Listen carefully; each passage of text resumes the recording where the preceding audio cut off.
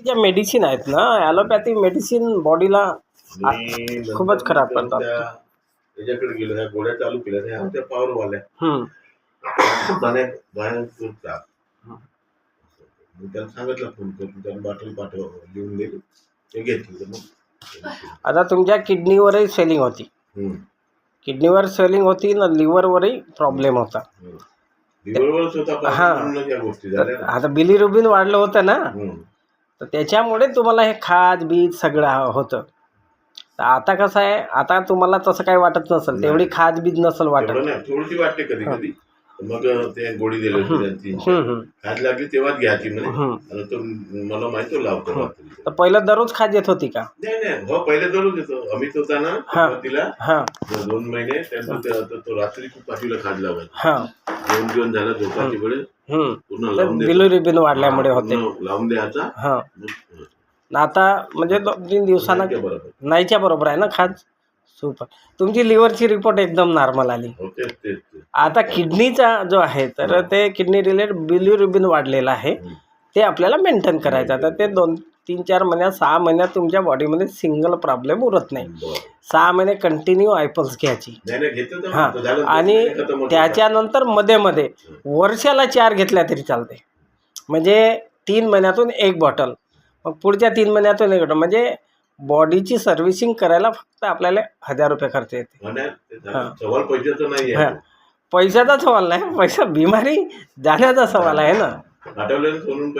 हां आणि आता तुमची नॉर्मल रिपोर्ट आल्यामुळे तो डॉक्टर हसला, नाही तर भरती व्हा म्हणे.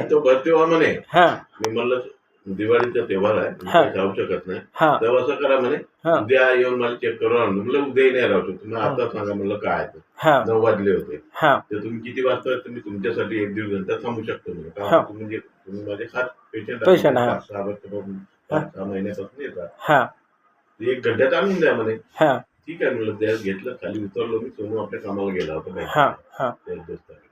गेलो खाली. त्या ज्या मुली होत्या तो कॉलेजीवाले ओळखत होत्या 6 महिन्यापासून.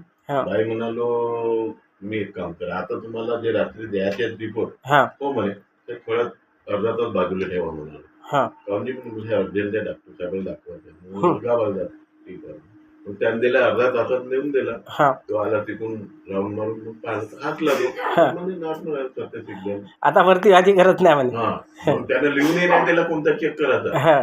ते घेतलं ना, आलो.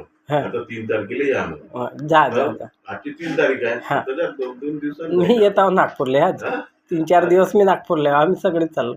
काय ते काय ना, माझे पेशंट आहेत. अच्छा. आता हे घरी एकटेच राहतात, आम्ही येतो. आता काही नाही होत, आता एकदम मस्त आहे. तुमची रिपोर्ट एकदम सुपर आहे. ठीक आहे. तेच म्हणजे तुम्ही काय म्हणता आणि मग त्याच्या गेल्या तो काय म्हणते हे माझ्या लक्षात पाहिजे. तो तुम्हाला फक्त गोळ्या लिहून देईल आणि जा म्हणाल, आणि तो तुम्हाला आता 3-4 महिन्यांत बोलवाल. तर रिपोर्टच तुमची सांगते ना. माहिती आहे का, आता पुन्हा चेक करत. चेक करेल. त्याच्यात काय त्या हिशोबाने तो गोळ्या देईल. मला एक फोटो काढून पाठवून द्यायची रिपोर्ट.